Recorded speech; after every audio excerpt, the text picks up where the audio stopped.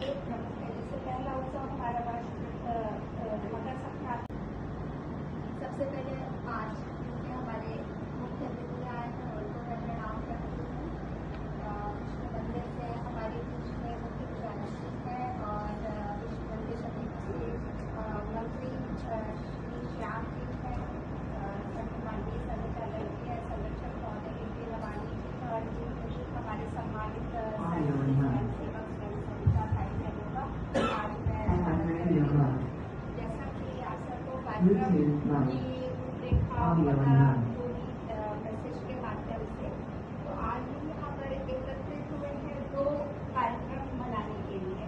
पहला कार्यक्रम है हिंदू साम्राज्य दिवस। भूमि हर ग्राम है, भूमि हर ग्राम है, हर बाला देवी की प्रतिमा, हर बाला देवी की प्रतिमा, बच्चा बच्चा राम है, बच्चा बच्चा राम है, बच्चा बच्चा श्याम है, बच्चा बच्चा श्याम है, जिसके सैनिक समर भूमि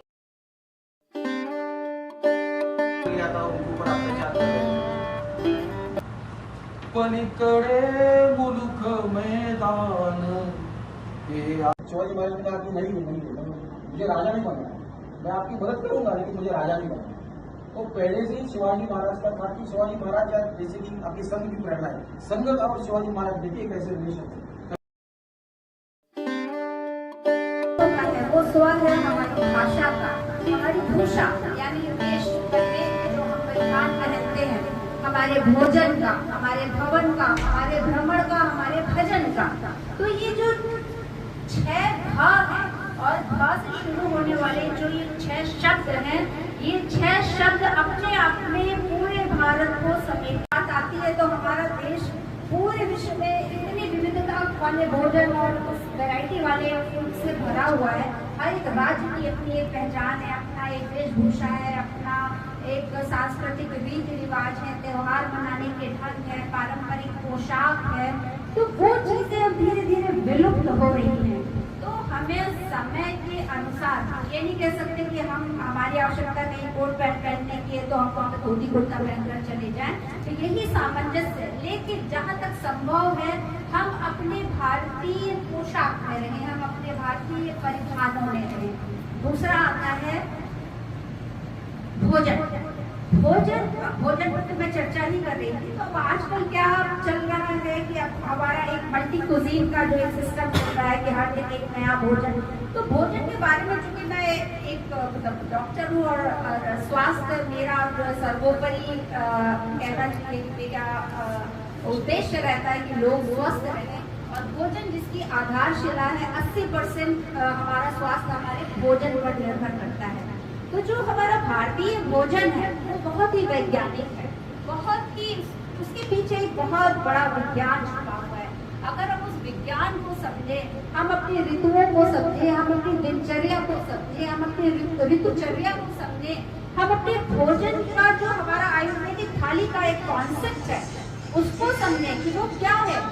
आज बात होती है अलग अलग, इसको विटामिन की डेफिशिएंसी है, इसको B12 की डेफिशिएंसी है, इसको कैल्शियम की डेफिशिएंसी है। हमारे आयुर्वेद में सब टर्मिनोलॉजी का कोई प्रयोग नहीं था। उसमें इतना अच्छा ऑटोमेटिक एक सिस्टम है कि आप एक पूरी कंप्लीट थाली खाइए जिसमें सीजन के अनुसार, ऋतुओं के अनुसार अनाज है, जिसमें आपको जितने तरीके की कैल्शियम है, मैग्नीशियम है, फॉस्फोरस, जितने भी माइक्रोन्यूट्रिएंट्स है, मैक्रोन्यूट्रिएंट्स है, वो भरपूर मात्रा में है। लेकिन उसके लिए हमें क्या करना होगा? हमें सबसे पहले तो ऋतुओं का ज्ञान होना चाहिए कि हमारे भारत में और हम जहाँ जिस देश में भी रह रहे हैं वहाँ का भी अपना एक ऋतुओं का एक सिस्टम होता है। तो एक आयुर्वेद में एक सिद्धांत है कि आप अगर एक स्थान विशेष में बहुत लंबे समय से रह रहे हैं तो उस देश की 100 से 150 किलोमीटर की परिधि में उगाया गया अन्न ही आपके शरीर के लिए अमृत का काम करता है। अगर आज हम थाईलैंड में बैठकर एवोकाडो खाते हैं तो वो हमारे लिए यूजफुल नहीं है, क्योंकि वो विदेशी कल्चर है और हमने पाश्चात्य संस्कृति को न सिर्फ भोजन में अपितु तो अपने परिधान में, अपने जो है कहना चाहिए, जब भवन की बात आती है तो अपने इंटीरियर में, तो भवन की जब चर्चा करते हैं डॉक्टर मोहन जी तो कहते हैं हमारा जो घर होना चाहिए वो हर एक 6 बिंदुओं में सत्व गुण प्रधान होना चाहिए। सात्विक जो शब्द है, सत्व गुण मतलब है पवित्रता। तो हमारा जो घर भी हो, जो उसकी साज सज्जा हो, जो उसमें रहने का हमारा जो सलीका हो, वो भी हमारा मर्यादित हो, संस्कारित हो। तो ये भवन के हमारे जो चित्र लगे हो, प्रेरणादायी हो। क्योंकि देखिए, ये हम सभी जानते हैं कि हम एक ऊर्जा के एक गोले में रह रहे हैं। जो ये पूरा संपूर्ण विश्व है, पृथ्वी है, ये एनर्जी है। हमारी पूरी बॉडी एक एनर्जी है, और ये जो एनर्जीज का जब अलाइनमेंट होता है, तभी हम जो है स्वस्थ होते हैं और तभी हम प्रसन्न होते हैं। तो जब हम अपने घर में जहाँ पर रहते हैं, तो किस प्रकार की ऊर्जा वहाँ से रिफ्लेक्शन होता है, कैसी तस्वीरें लगी हैं, कैसे। अब जैसे आप चारों ओर भगवान की तस्वीर लगाइए, या उसी जगह आप फिल्मी अभिनेता अभिनेत्रियों की लगाइए, तो डेफिनेटली एक पर्टिकुलर समय के बाद आपके पूरे घर के माहौल पर उसका प्रभाव दिखेगा, वो तामसिक प्रभाव दिखेगा।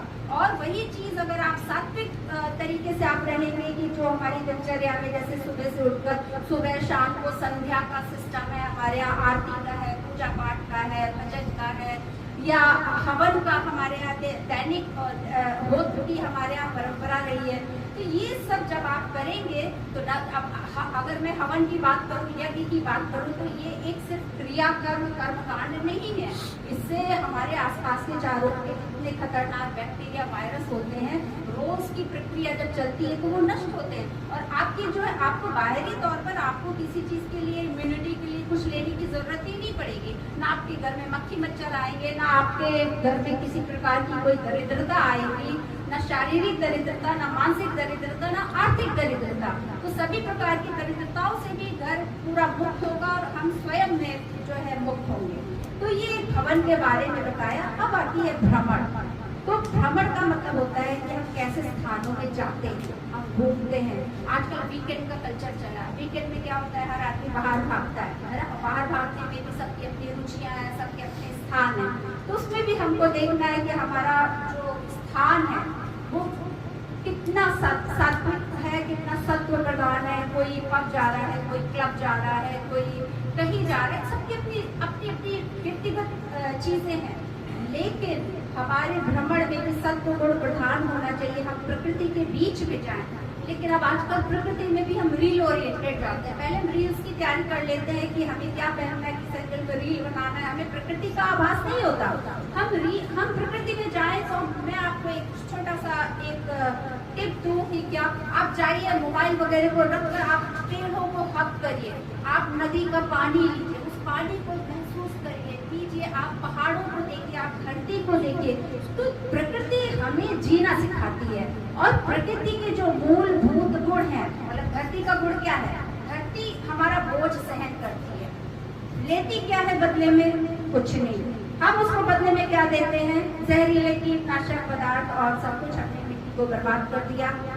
इसी प्रकार से जैसे घास है, नदियां हैं, नदियां क्या लेती हैं, कुछ नहीं, हमें जल लेती है, वायु हमें ऑक्सीजन, कोई प्रकृति हमसे कुछ नहीं लेती। तो जब आप प्रकृति के बीच में जाएं, नेचर के बीच में जाएं, तो वो देने का गुण सीखें। क्योंकि हमारा भारत देश देता है, लेने की प्रक्रिया हमारे यहाँ नहीं रही, हमारे यहाँ दान की प्रक्रिया रही है।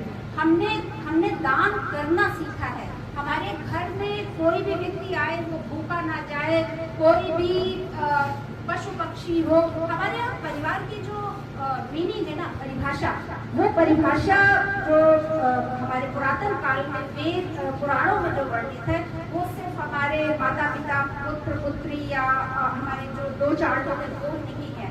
पूरा जो ब्रह्मांड है, हमारे आसपास के दुधारू जो है जीव जंतु हैं, पशु पक्षी हैं। हमारे यहाँ चींटियों को आटा डालने की प्रथा रही है, हमारे यहाँ मछलियों को चुबाने की प्रथा रही है, हमारे यहाँ गाय पालने की प्रथा रही है। तो देखिए, ये हर चीज सेल्फ सस्टेनेबल मोड में हमारे यहाँ कुटुंब में चलता था, और पूरे प्रकृति का पोषण भी होता था, और हर एक व्यक्ति खुश था।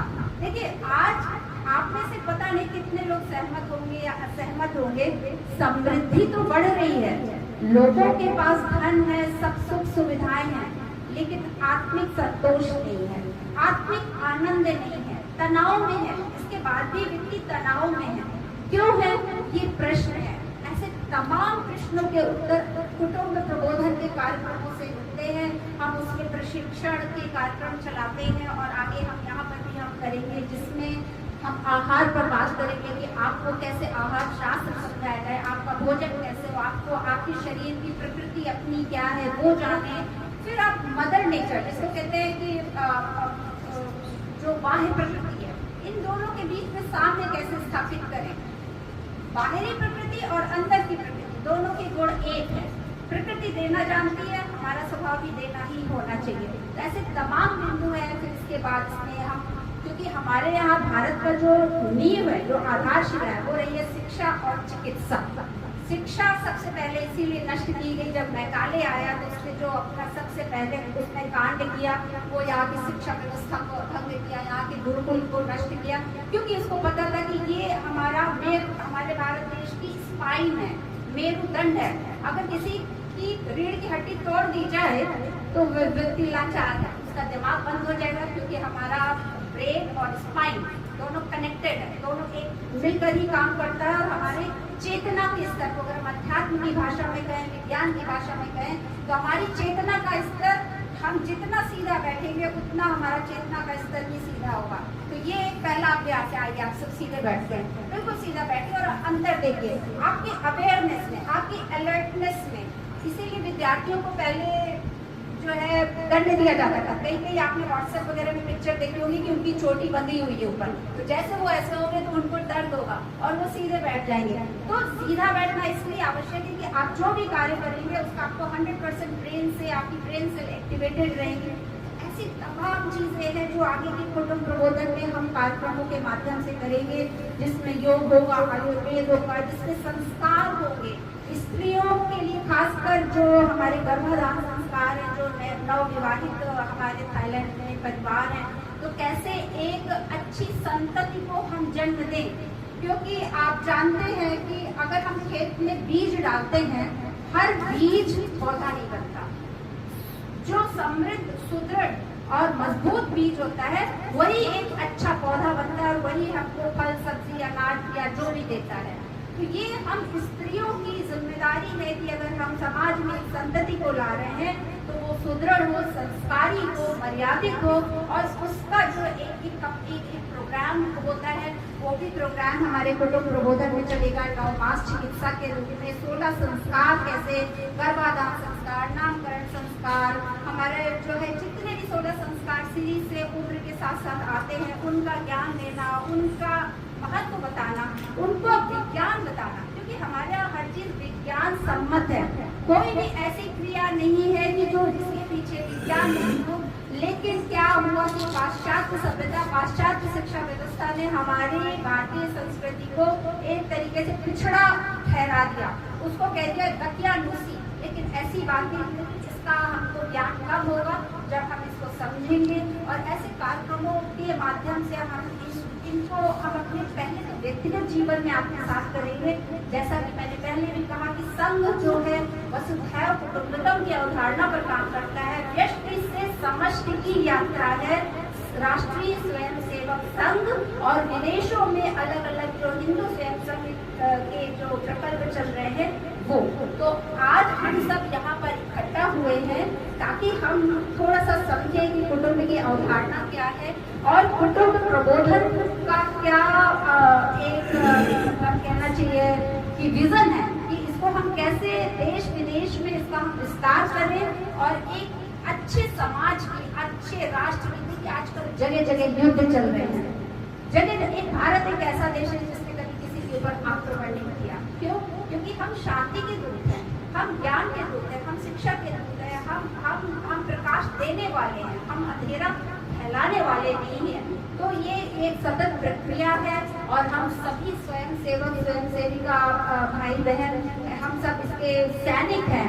और हमारे जितने वरिष्ठ लोग हैं उनके नेतृत्व में हम यहाँ पर कार्य कर रहे हैं और आगे भी आप सबको सूचना देती रहेगी कि कुटुंब प्रबोधन के जितने भी आगे कार्यक्रम होंगे। तो बहुत आप यकीन मानिए कि आपको विदेश में बैठ के आपको भारत पूरा मिलेगा। आप सीखेंगे अपने वेद पुराण उपनिषद, अपनी शिक्षा, अपनी चिकित्सा, अपना आहार, योग, ऐसे तमाम विषयों पर हम कार्यक्रम करेंगे जिसमें बच्चों के लिए, स्त्रियों के लिए, पुरुषों के लिए, हमारे घर बुजुर्ग माँ बाप हैं उनके लिए, और ऐसे ही हम अलग अलग स्थानों पर ऐसे ही परिचर्चा करेंगे, बैठेंगे, मिलेंगे, क्योंकि कुटुंब का मतलब है कि हम जो है एक दूसरे के सुख दुख के साथी बने, सिर्फ एक चार दीवारी में बंद होकर ना रह जाए, क्योंकि ये परिवार नहीं है, ये जीवन जीने का ढंग नहीं है। एक सीमित चीज का संचय करने के बाद बाकी फिर हमारी जो हमारा दायित्व है वो हमारे समाज के लिए है, देश के लिए है। तो हम उस पर कैसे हम अपना कंट्रीब्यूशन करें, हम कैसे उसके लिए काम करें, ये भावना लाना है, ये जोश लाना है, ये हमारे हमको अपने अंदर एक भारतीयता का जो गुण है वो फिर से पुनर्जागृत करना है। और कुटुंब प्रबोधन के इसी उद्देश्य को हम पूरा करने के लिए आज इकट्ठे हुए और आगे भी इकट्ठा होते रहेंगे सभी कार्यक्रमों में। और इन्हीं शब्दों के साथ मैं आज अपना ये वक्तव्य अभी समाप्त करती हूँ। विषय तो खैर बहुत बड़ा है, बहुत कुछ, लेकिन चूंकि ये आज प्रथम सत्र है, इसमें परिचय देना था कि कुटुंब प्रबोधन क्या है, बहुत सारे लोगों को नहीं पता कि क्या इसका विजन है। ठीक है, तो अभी हम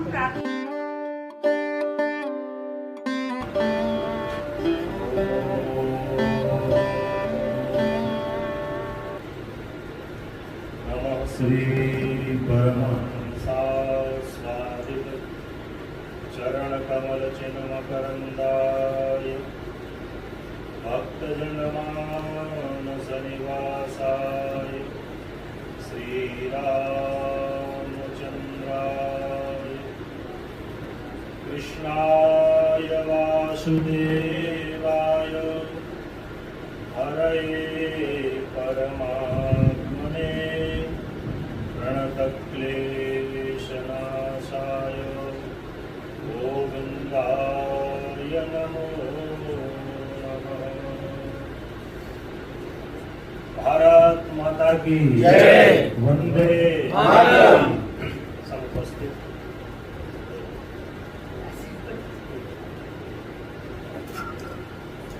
आज के इस पावन त्योहार में, पावन पर्व पर पावन कार्यक्रम में बनाए, और विशेष रूप से इस कार्यक्रम की पूर्वाधार स्तंभता डॉक्टर लता जी। जब आपने आमंत्रित किया तो मैंने उसका शीर्षक देखा, कार्यक्रम का आधार क्या है, रूपरेखा क्या है, स्वरूप क्या है। और संभवतः ये कार्यक्रम पहले विश्व मंदिर होने वाला था, किसी कारण से यहाँ संपादित हो रहा है। बहुत समय तो अब कहने के लिए नहीं है। अभी हमने आपसे सुना कि हमारी प्राचीनता, हमारी अर्वाचीनता, हमारे पूर्वज, हमारे वीर पुरुष, हमारी भूतकाल में जो दयनीय दशा हुई, वर्तमान में संक्रमण जो चल रहा है, और भविष्य की उम्मीदों पर हम लोग जो विचार कर रहे हैं, उसमें कुछ बातें ऐसी उभर के आती हैं कि हम कहते तो हैं, सुनते तो हैं, सुनाते तो हैं, लेकिन जिसको कहते हैं अमल करना, प्रैक्टिकली इसको धरातल पर लाना। हम बहुत चर्चा करते हैं अपने खान पान के बारे में, हम बहुत चर्चा करते हैं अपने वेशभूषा के बारे में। आप जितने भी बैठे हैं अलका जी की दृष्टि में सब समान है, सब आगंतुक हैं, सब अतिथि हैं, सबका स्वागत है, लेकिन फिर भी एक कैटेगरी है। जो आगे बैठा है वो पीछे नहीं जा सकता, जो पीछे है वो आगे नहीं जा सकता। ये एक व्यवस्था है। कहीं न कहीं हमको आपको ये समझना पड़ेगा, एक व्यवस्था को सुदृढ़ रूप से बनाने के लिए ये कैटेगरी, ये श्रेणी बनाई जाती है और बनाई गई है और बनाई जाती रहेगी, लेकिन वो द्वेष मूलक नहीं है। पिताजी का जो स्थान है वो भैया जी जाके बैठ जाएं, बेटा जी जाके बैठ जाएं, तो है तो स्थान बैठने के लिए, लेकिन पिताजी के लिए निहित है, इसलिए बेटा जी का बैठना वहाँ उचित नहीं। जहाँ तक आज के कार्यक्रम की बात है, बहुत लंबा विस्तार से हम लोगों ने एकाग्रता से सुना। एक बड़ा प्यारा शब्द है परिवर्तन, और आप लोग सुपरिचित हैं शब्द से। ये नेचर का स्वभाव है, बदलना। बदलने में बुराई नहीं है। जैसे प्रकृति 12 महीने में लौट करके वहीं आती है। कितने मौसम आपको दिखाते हैं, कड़ाके की ठंड भी होती है, गर्मी भी होती है, बरसात भी होती है, सर्कल में लौट कर फिर वहीं आती है। वैसे ही हमारा आपका जीवन चक्र है। हम कितने भी भ्रमण करें, कितने भी